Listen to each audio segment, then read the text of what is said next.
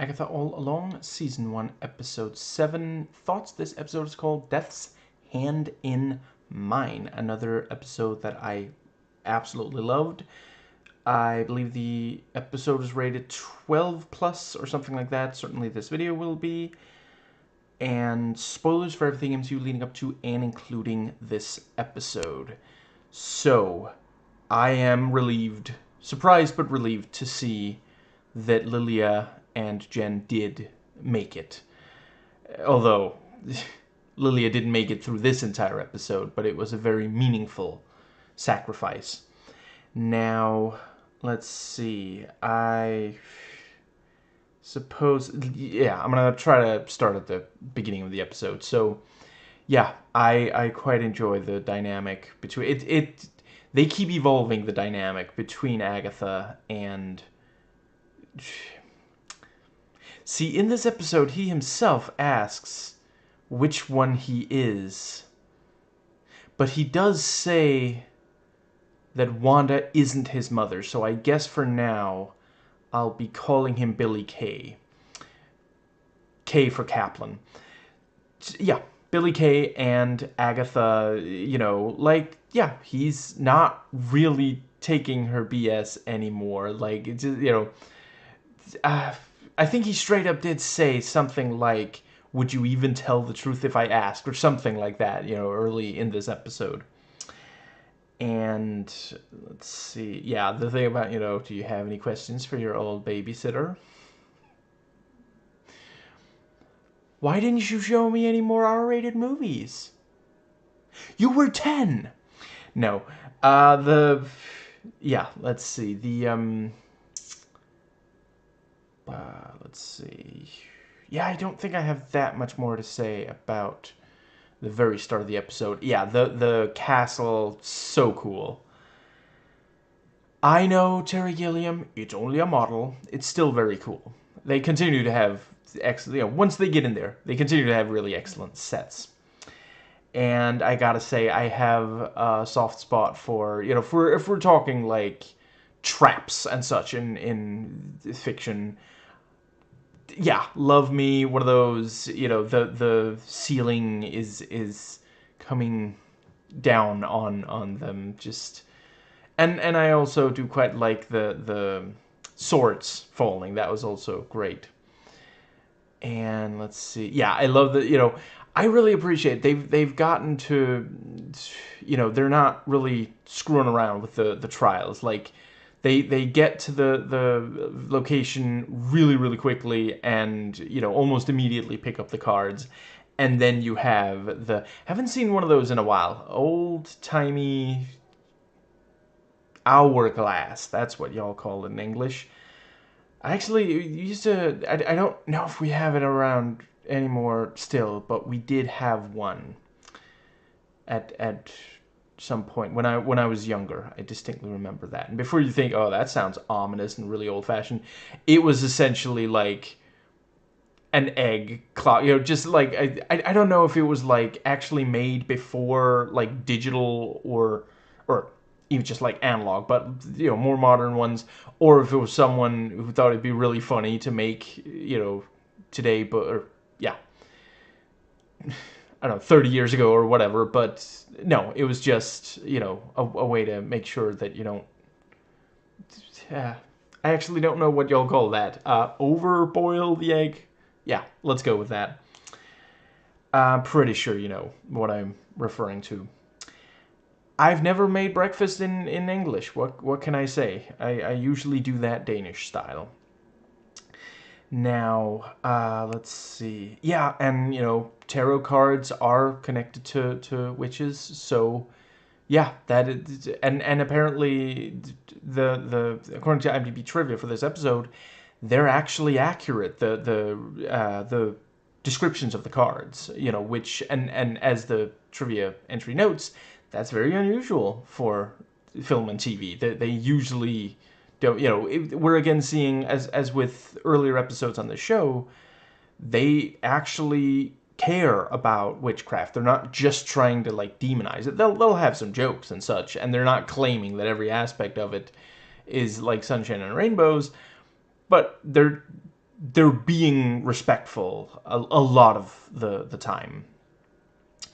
Now, let's see, and yeah, the idea that Billy Kay was not the right person to read for, and yeah, the right. Yeah. Before I yes, just so I don't forget. I'm not gonna forget the tarot cards, but I really dig the costumes and makeup. Agatha as, let's just go with Wicked instead of, let's see, the Wicked Witch of the West, or is it East? Yeah, let's go with Wicked. Wicked, and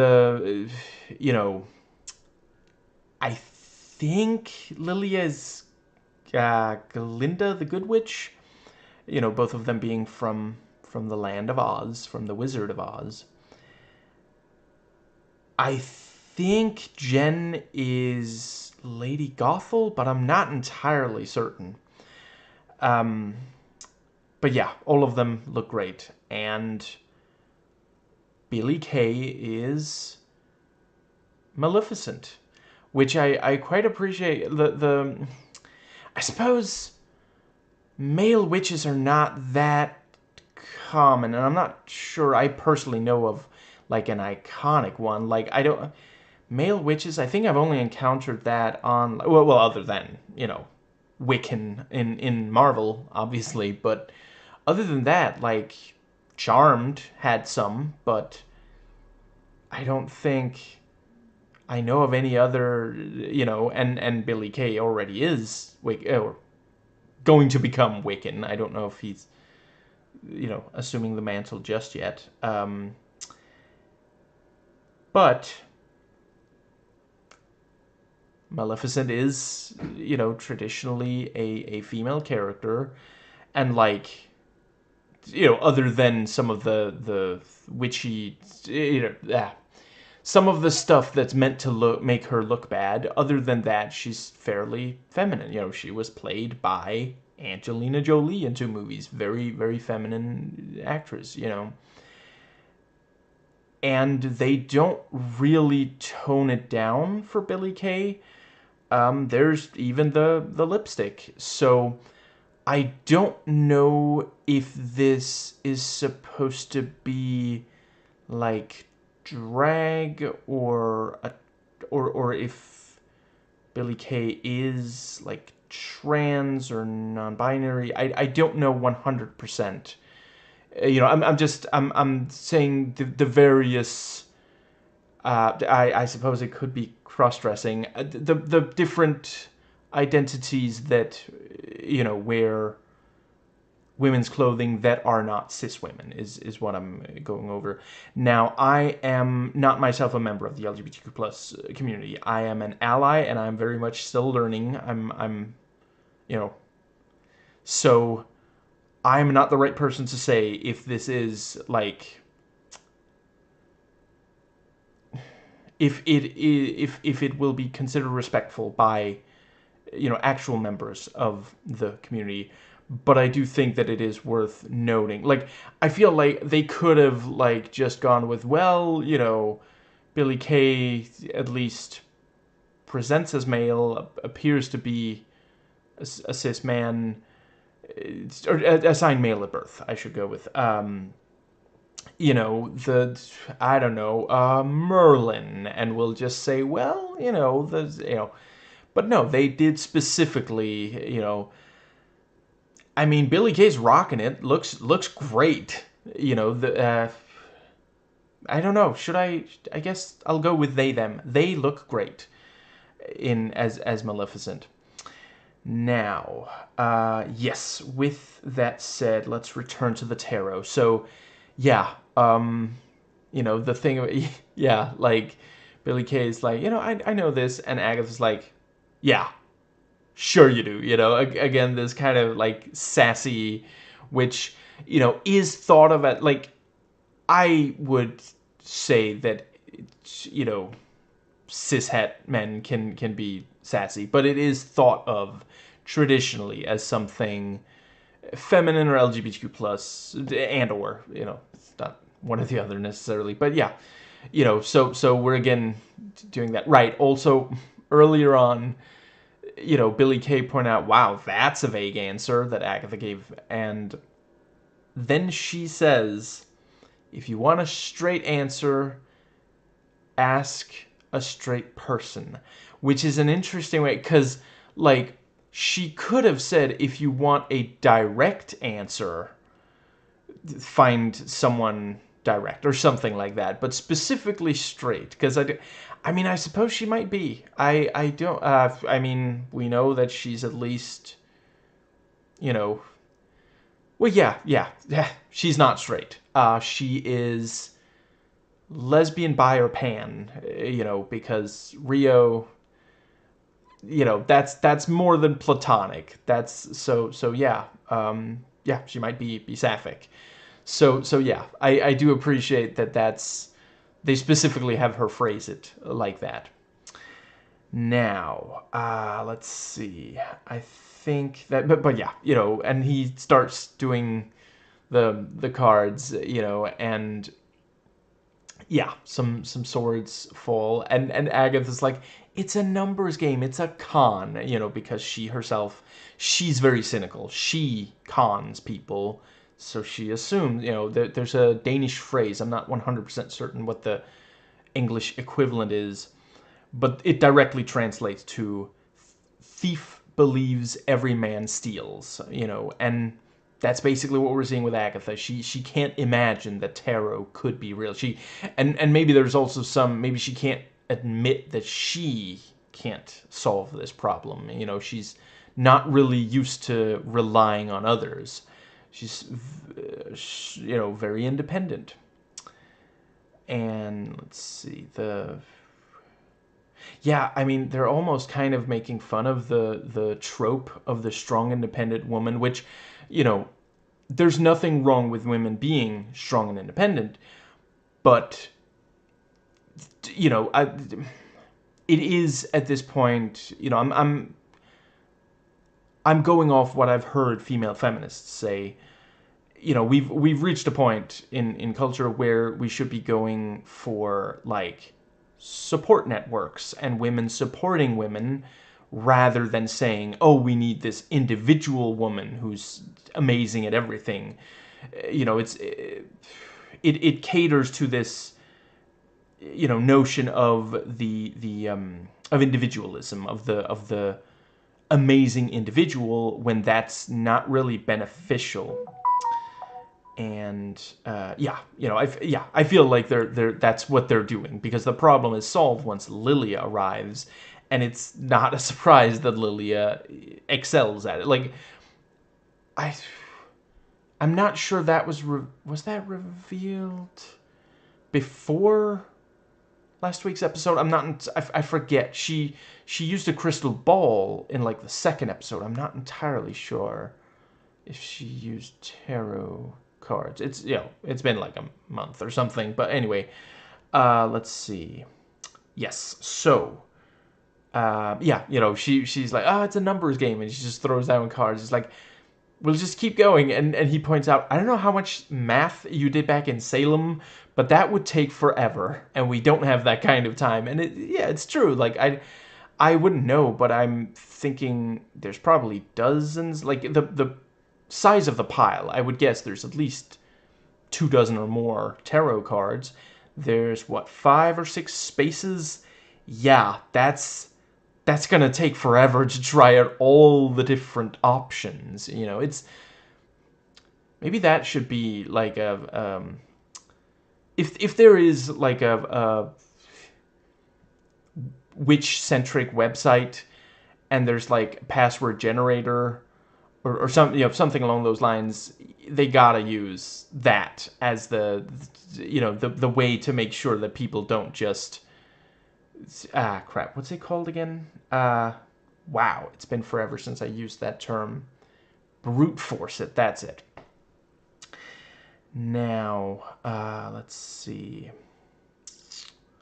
I quite appreciated a couple of really close calls, like some, let's see. I believe at one point Billy Kay actually has to get out of his seat to not be, impaled by the sword. And, in one of the attempts, Lilia is actually impaled and realizes she must have gotten something wrong. I'm definitely going to be talking about Lilia, but I want to cover some other stuff first. Great seeing the Salem 7 again. I suppose we've seen the last of them. And let's see. Much like Sideshow Bob. And let's see,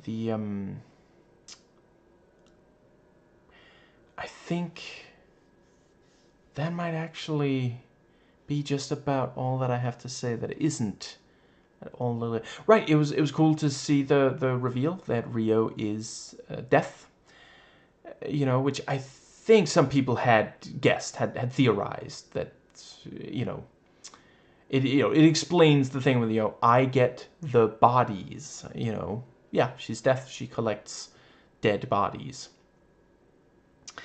And she was very eager to attack Agatha. Yeah. And let's see. And there's also this thing of, they have this toxic relationship, will they, won't they, kind of tragic, they'll never end up together kind of thing going.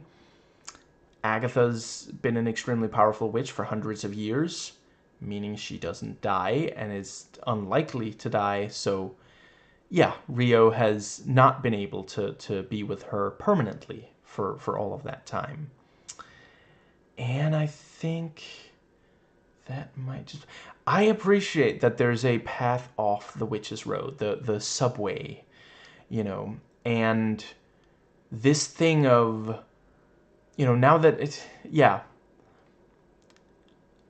I think Agatha knew that leaving the path doesn't kill you, because she wasn't surprised when they showed up. Like, Billy Kay wasn't either, but he did already see Agatha come out. Right. Agatha also didn't seem surprised that she was able to survive, She was the one who said, I thought it would go without saying, but don't step off the road. Technically, she didn't even lie there, because she didn't... I don't think she said... Correct me if I'm wrong in the comments. But from what I recall, I don't think she actually said, it would kill you. She could have told them, if you step off the road, you'll be separated from the rest of us. And you might be tempted to leave the Witch's Road, and I don't want that. And I'm worried that I won't be able to complete the Witch's Road without you. That's why I'm telling you not to not to step off the road. That's what she would say if there was a truth spell going on. Right, I like that they hide from the Salem 7. That sequence was very reminiscent of like one of the Amnesia games or something. So, yeah, quite appreciate that. I think that might just about... Right, yeah, and I thought the reading itself, that did actually open, yeah, that was quite compelling. And, yeah, they have to leave through the Iron Maiden. I wonder how many people watching this didn't know that wasn't just the name of a band. And I guess I'm dating myself by admitting I know that that's a band.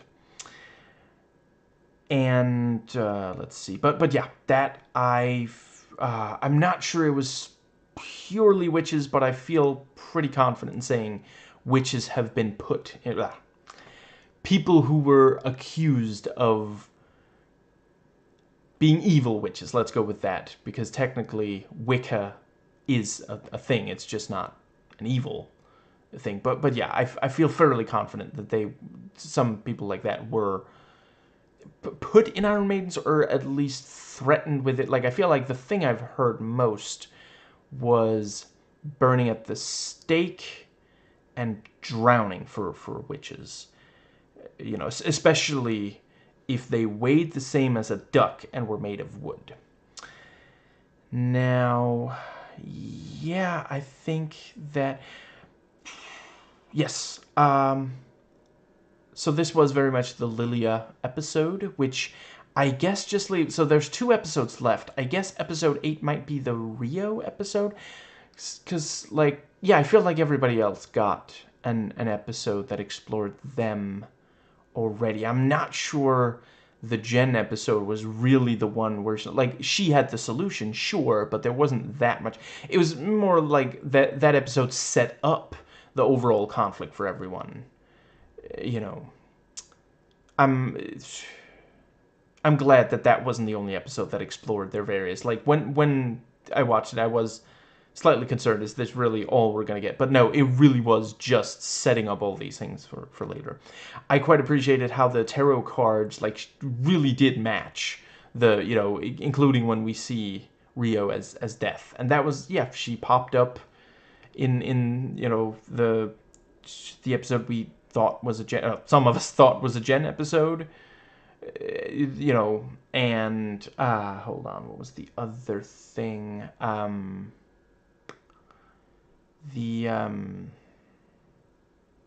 Right, she cackled when the Ouija board said, you know, death is here. And, yeah, I quite appreciated that we got to see, you know, I believe it was Nando V Movies already pieced together, you know, the thing with, you know, her saying, I love you guys out of nowhere. That was supposed to go right after she said, we used to hate each other, but now. You know, but this episode clears up all of them. You know, the thing with, you know, Alice, don't try to save Agatha, and and they also really double down in this episode with a bunch of her saying things at times and then, you know, maybe, and forgetting that she said it and stuff like that. Right, before one more thing that isn't purely Lilia, I gotta say, when they appeared out of nowhere, you know, I was thinking, okay, they're gonna explain by the end of the episode, but there was, like, a brief portion of me watching the rest of this episode where I was like, did Billy Kay do that? Because he just said, I wish Lilia was here. I guess it's possible that it's both. Because, like, reality warping, that was one of Wanda's powers, and, you know, ultimately we didn't get to see it that much in, you know, we you know, obviously it was pretty big in WandaVision, but she wasn't really, like, fighting, you know, anyone in that, in the traditional comic book sense. Other than that, we really only saw her do it in Doctor Strange 2, where she was a villain for the entire thing.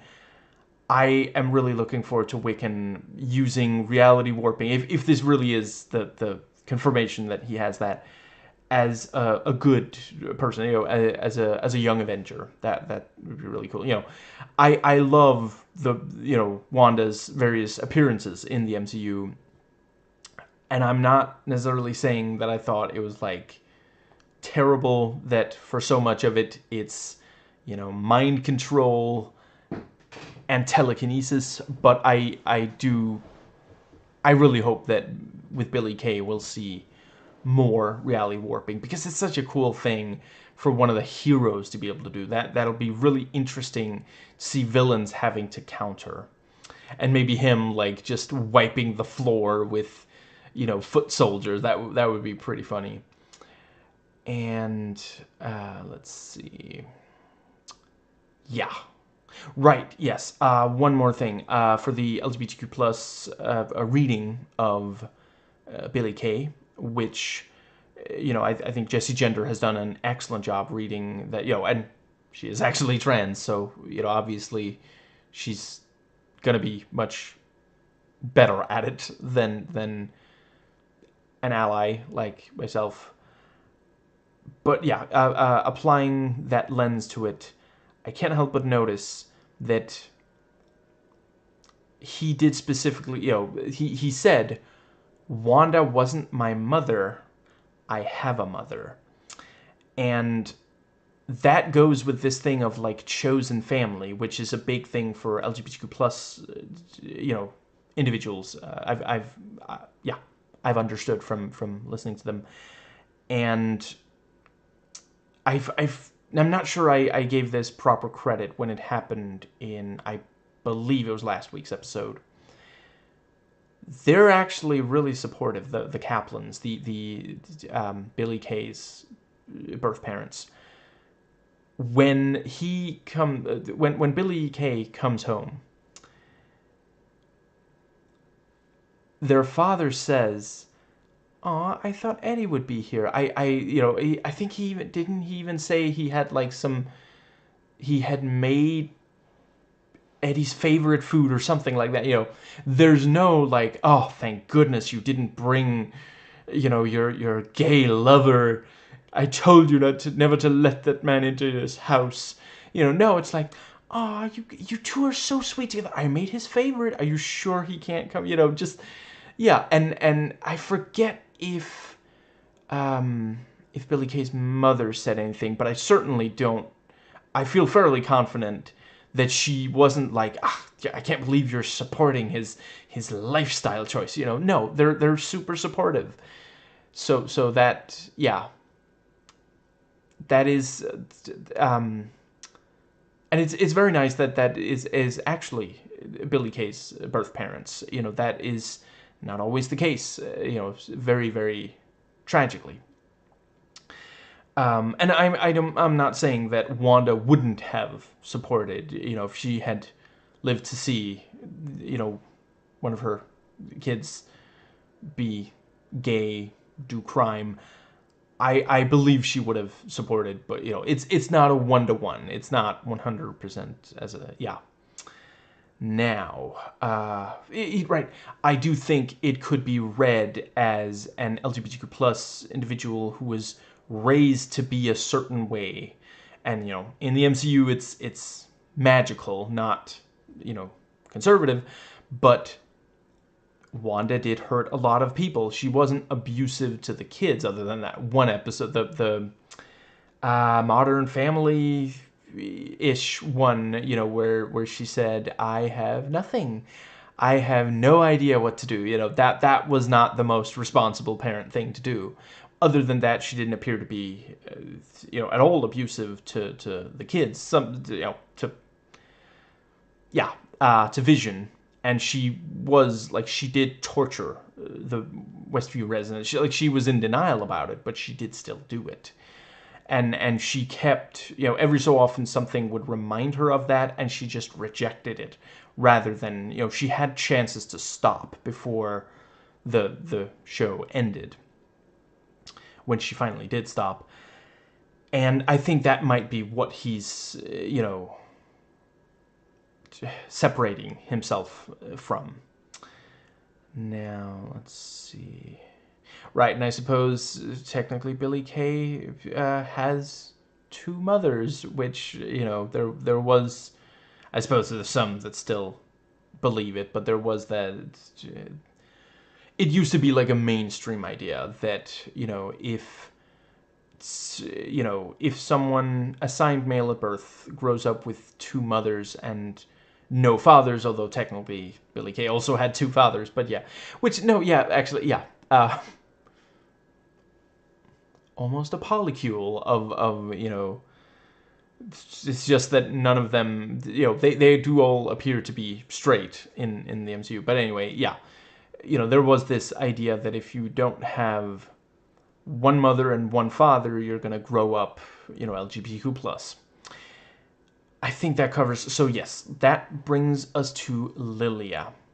So I do want to preface this with saying I 100% realize this show is not primarily made for me. It is a show for, by, and about women, and, with some LGBTQ plus, stuff as well. And, this thing of, like, yeah, focusing on stuff considered very, feminine. There are far more women as major major characters on the show. Almost every main character on the show is female, compared to men.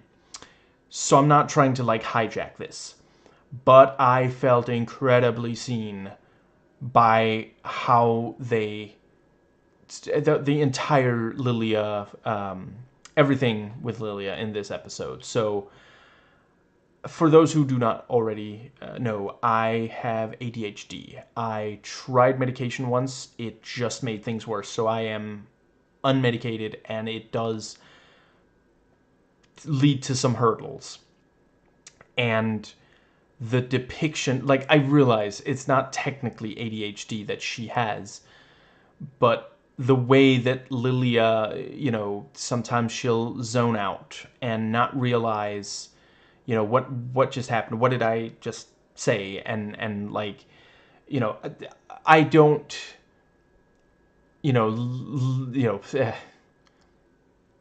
for me, and I believe quite a few other people with ADHD, it's not quite like how Lilia's, but with Lilia, it's in part this like power. So it's, again, it's not supposed to be a perfect one-to-one, but yeah, this thing of like suddenly your mind is completely elsewhere, and for a lot of this show, it's led to other characters being frustrated with her. And in this episode, Jen actually, at first it sounds like she's being sarcastic, but then she said, no, I really mean that. I'm sorry if it sounded sarcastic. No, please do tell me about it. And holy crap, that got to me. I have experienced a lot of people shaming me and acting like, oh, it's just a lack of self-discipline, which, like, please never do not ever treat someone who has ADHD or otherwise has some kind of, similar diagnosis, even if they haven't been diagnosed yet, please just assume that it's not a lack of self-discipline. Trust me. And the people who are closest to me can back this up. I probably have too much self-discipline, if anything. I am extremely rigid, like to the point where people can't stand, there's a pretty, the amount of time people can stand to be around me without getting incredibly frustrated is very, very low. So that ain't it, Chief. 100%. And yeah, it has never once helped me when people were impatient or frustrated or shamed me or said I lacked self-discipline. That doesn't help me focus. Patience and empathy do. Yes. So yeah, I try not to zone out while making these videos, and actually in part the videos help because it kind of, I pressure myself into trying to make sure I focus as much as possible. Like, yeah, sometimes I do jump between subjects, but I try not to get into something that's just irrelevant or to just like straight up zone out and like just not be saying or doing anything. And yeah, it's helped a lot. That was one of the reasons I started this, 15 years ago. Now, let's see. But yeah, when Jen actually just shows patience and empathy, and that was also what worked, that was what her mother did. And it actually turns out Lilia struggled in part because she had trouble accepting it about herself. And that, again, like, before I was ready to accept that it's a thing, it's not a lack of self-discipline, yeah, I really, really struggled. I hated myself about as much as other people hated me. And yeah, it took a long time. At this point, if someone refuses to, just straight up refuses to accept it about me, I cut them out of my life, if at all possible. And, yeah, with most other people, we've just kind of reached this point where we, without either party saying it to the other, we just kind of, yeah, we don't spend that much time together in a row without a break, so that, and to be clear, I'm not saying that I don't get it. I don't hate that part of myself anymore. I try not to hate any part of myself anymore. I try to just do better instead. Hatred is very unproductive. But I do get why it is frustrating for others. The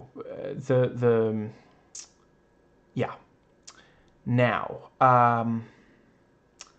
yeah, I the fact that she actually solves the whole thing, like the start of the episode, yeah, early in the episode, it's made clear there's no, like, Lilia is the only person who can solve this. The tarot reading, like, however, Billy Kay, I feel, is more enthusiastic than the right person for the job in this situation. He's talented at other things. They are talented at other things. But this particular situation, yeah. And Agatha is completely hopeless, at this. And yeah, Jen doesn't really have, it's very much up to Lilia, and it takes her a little while, and she does struggle with the jumping back and forth, but over the course of the episode, she fully accepts it about herself.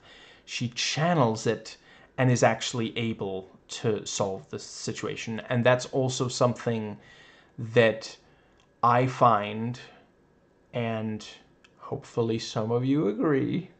I'm not fishing for compliments. I honestly, I no longer care that much if someone truly does feel like, if you're saying that, oh, you're overanalyzing, you're reading things into it, yeah, some of the time, definitely. But, like, no. There are times where I really do well at this thing of just focusing in on one particular piece of media and just really get into as much depth as I am qualified to based on what I know and understand. I try not to move past that. And yeah, I know other,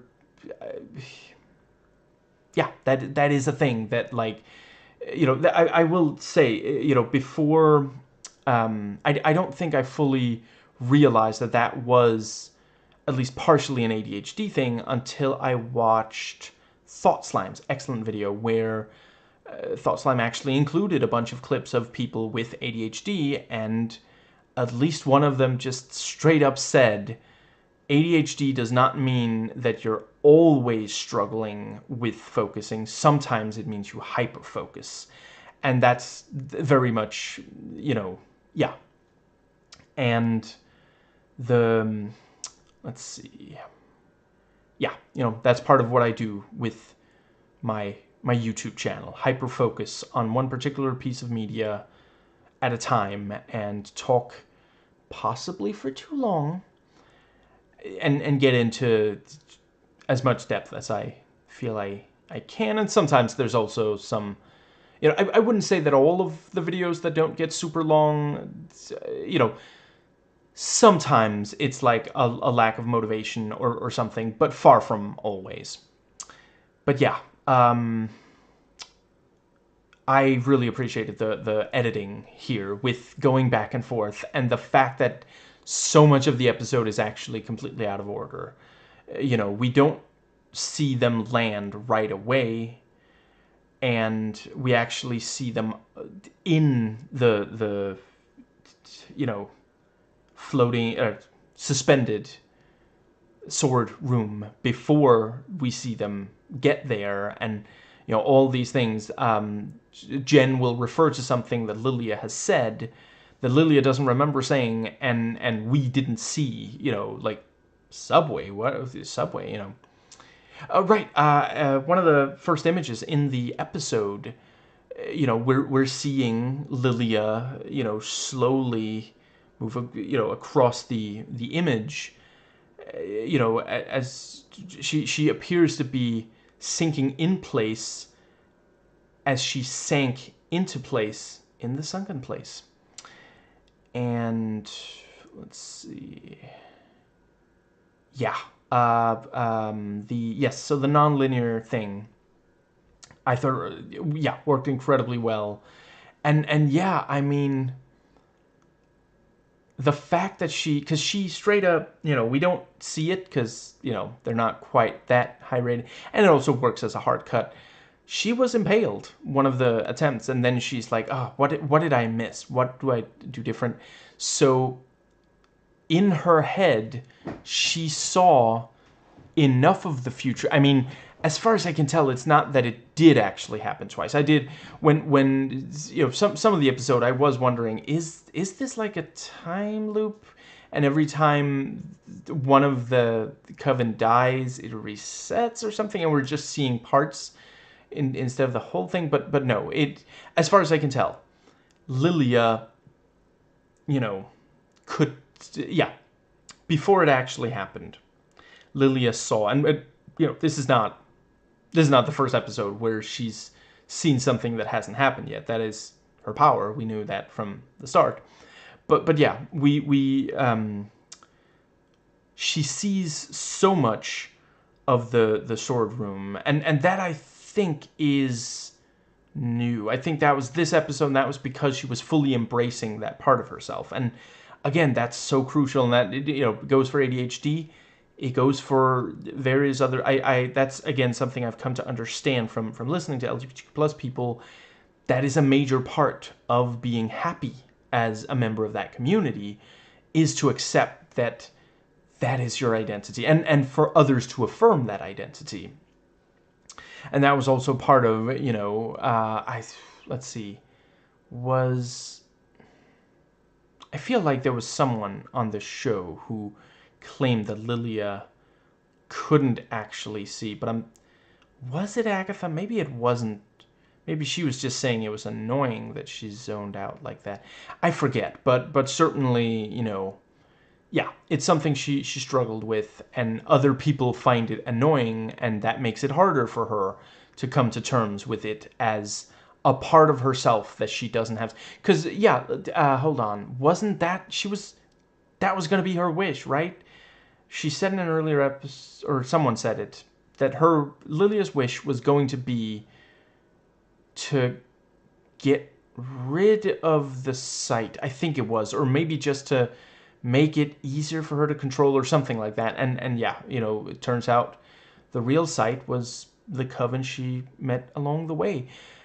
It was all about her accepting that part of herself and not trying to change it, or it's one of those things she has to like go with the flow and find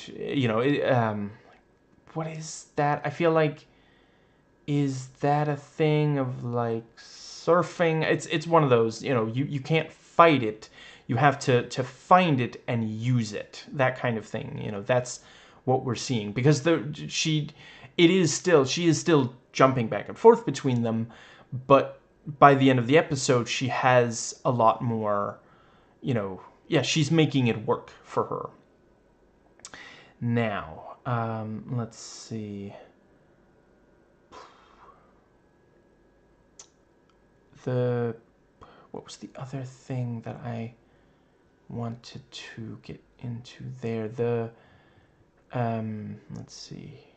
Yeah, so I've talked about most of the things. The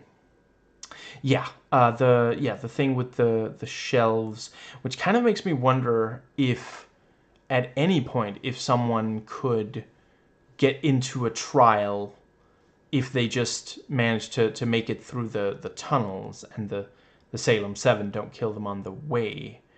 Certainly that does make sense, that it is this thing of like, yeah, you get a choice between rejoining the road or leaving it, Also makes me wonder how much of it is a thing of like, how often do witches throw each other into or off the road rather, since certainly it's not a pleasant way to leave the road. Of course, that is also like, I know part of the idea of some of these supernatural ideas is that there is a cost. Not always like a punishment, but there is a cost to these things. So yeah, if you go on the witch's road and then you change your mind, the way to get off it is either to push through the entire way, through all these death traps, or to let yourself sink into, because like we saw, it's not just, a few feet of it, like a different Disney property that was released relatively recently and where people sank into something. It seemed like an eternity that Lilia was falling. Now,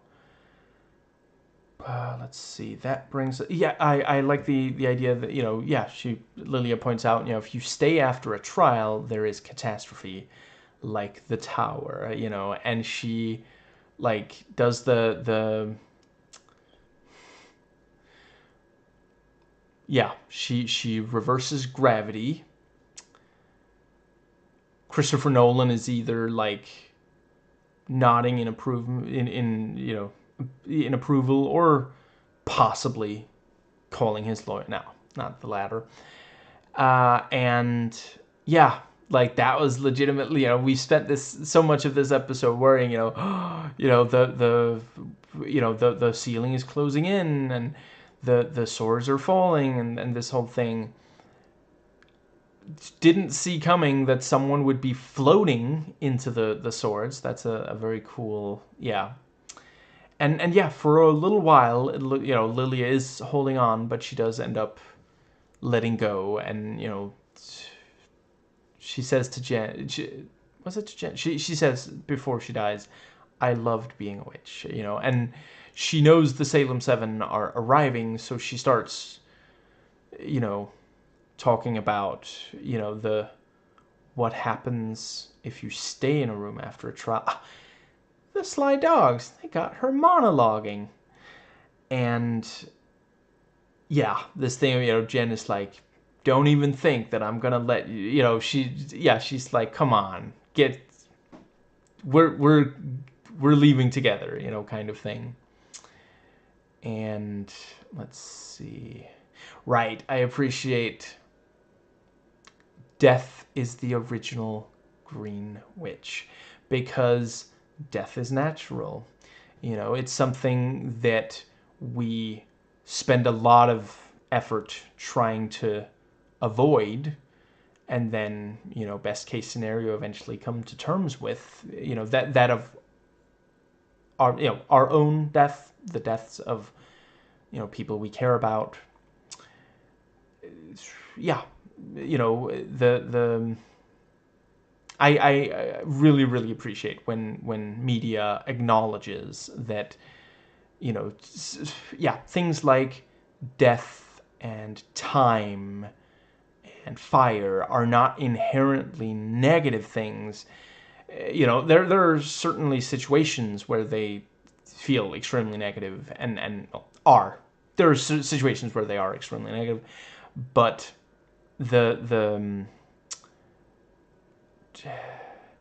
some, not all, but some of the pain connected to them is because of how we view them, our perception, rather than any particular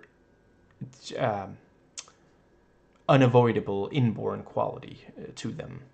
And I wonder if that is where they're going with it. When they do specifically say the original Green Witch, which I swear that was unintentional.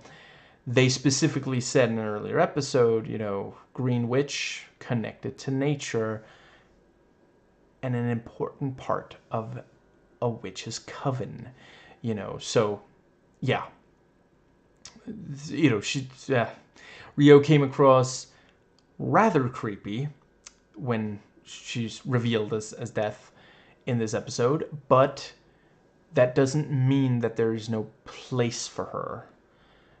She's not something to be fought. And we did see, like, Agatha, did work with her. And let's see. I think that might cover everything in the episode. Yeah, really, really excited to see, what happens next. So let's see. Next week, they're going to do both of the last 2 episodes, if I understand correctly. Yeah, really, really excited. But yeah, I figure episode 8 is probably going to be gentric. And then episode 9, I don't think it's going to focus on any particular one, or if it is, then I'm guessing either Agatha or Billy Kay. And yeah, we'll probably wrap up everything. See, yeah, this episode leaves me wondering if it really is just going, because at this point, like, Rio is still around. I don't know if she's going to keep being, like a member of the Coven. I could see her rejoining in one of the last 2 episodes. But other than that, Jen is the only... Right, because Rio being Death, I do not foresee her dying. That is, I think, I suppose I won't generalize. I will just say that I personally do not think that a world without death would truly be better. I think that we would eventually just, get really, really tired of. I also don't believe in a permanent, in an afterlife. I think death is one of the things that give life meaning. The fact that life ends means that we have to make the most of it. And I think, a lot of the joy of life comes from, if hypothetically we lived on, that was going to sound really strange, so I'm going to reword that slightly. If we lived forever on Earth, because we do in fact live on Earth, but if we live forever and on Earth, and still on Earth, the only way for there to be room for all of us is if there were no new generations. That is part of, again, it's not pleasant, but yeah, when someone dies, and I think, we should strive to make that,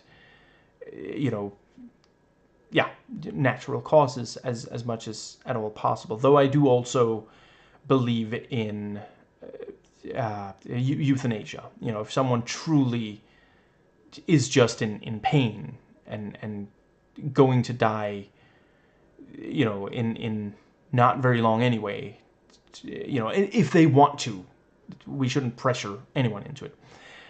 But yeah, when someone dies, there's, if nobody died, there wouldn't be room for future generations. And I gotta say, I don't have kids, and thus also not grandkids, even though I am technically old enough to be a grandfather. There's people younger than me who are, but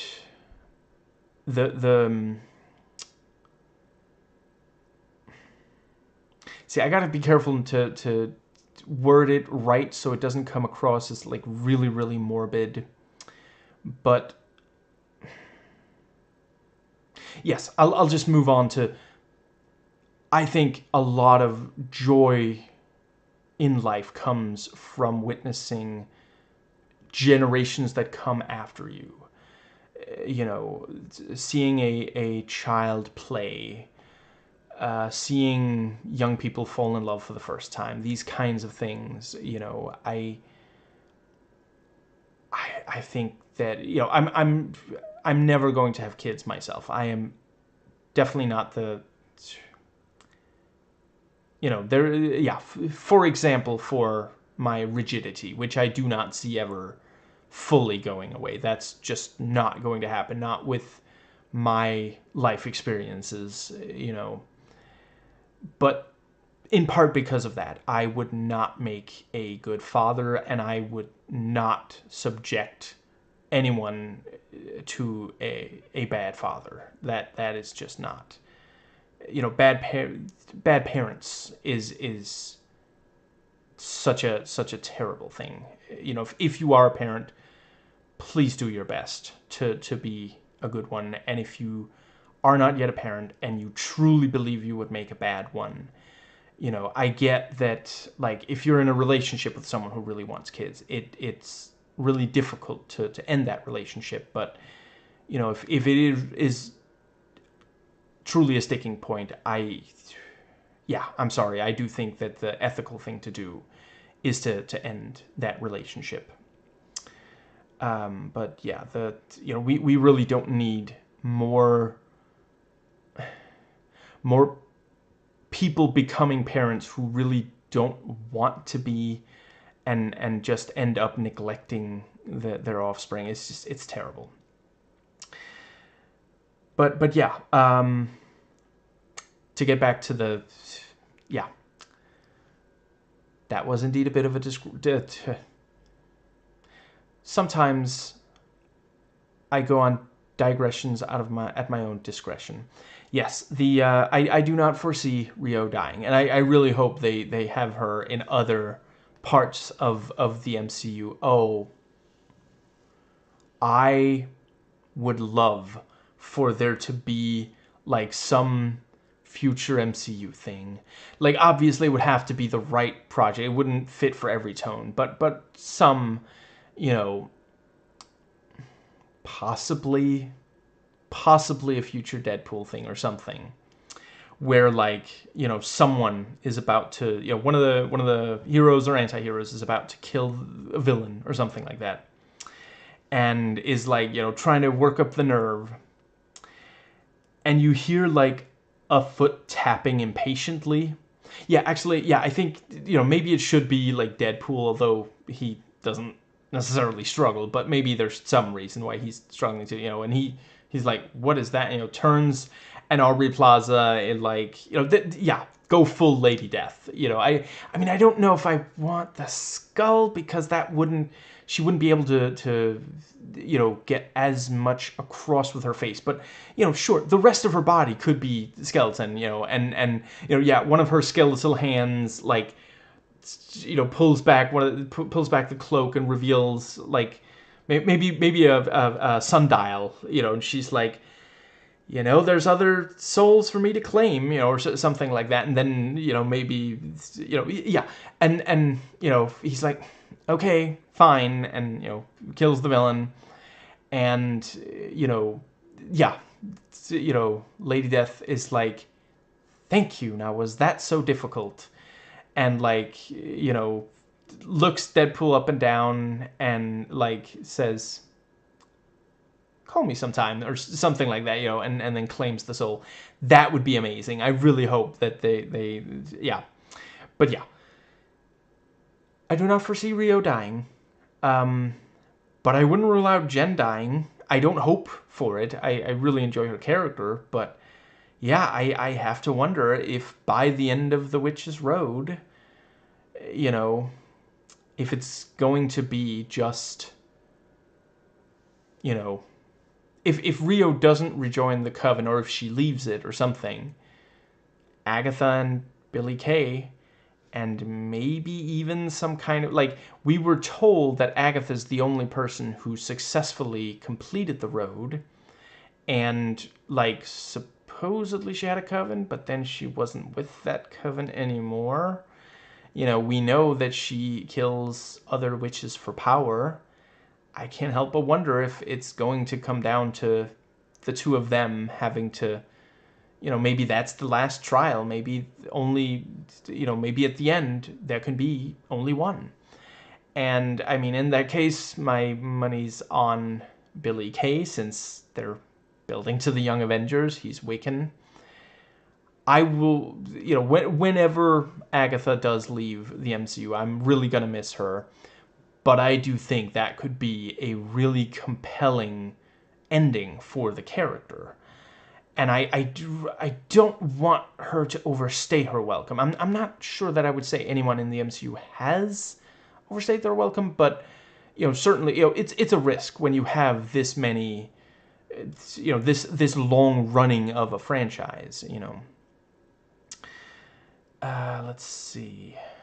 But yeah, I think it could be deeply compelling if, like, in order for Billy Kay to fully become Wiccan,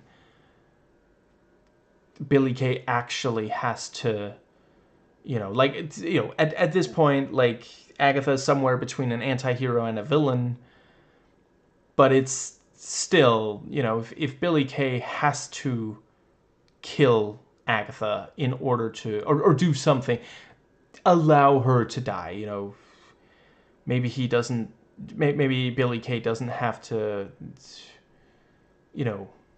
kill her, but he doesn't have to save her either. They don't have to save her. Anyway, yeah, I feel like that could be a pretty intense. They've done that a couple of times recently, giving, like, heroes, an origin where they actually do something really, really dark. I really appreciate that about Shang-Chi, for example. That, yeah, he actually did kill, for his father, to avenge his mother.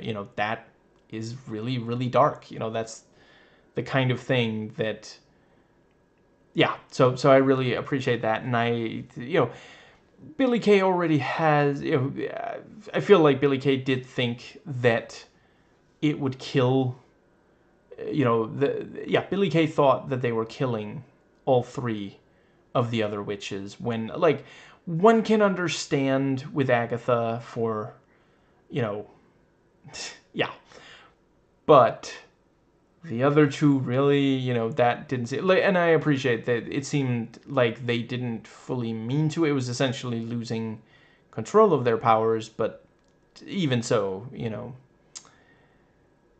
let's see. I think that, right. I really appreciated when Billy Kay, Lilia is right in front of Billy Kay, and also the thing about, we agreed as a group to forgive the being thrown in off the witch's road.